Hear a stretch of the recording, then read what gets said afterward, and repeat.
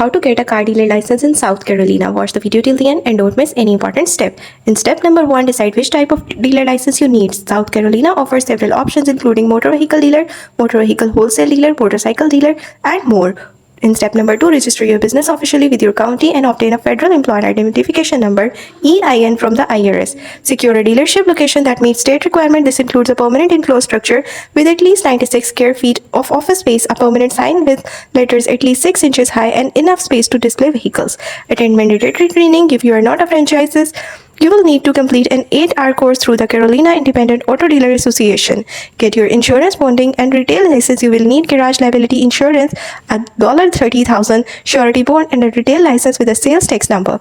Complete a background check. Anyone with 10% or more ownership must submit a South Carolina Law Enforcement Division background check report, which must be no older than 90 days. Fill out an affidavit of eligibility to prove you are physically present in the U.S. to apply.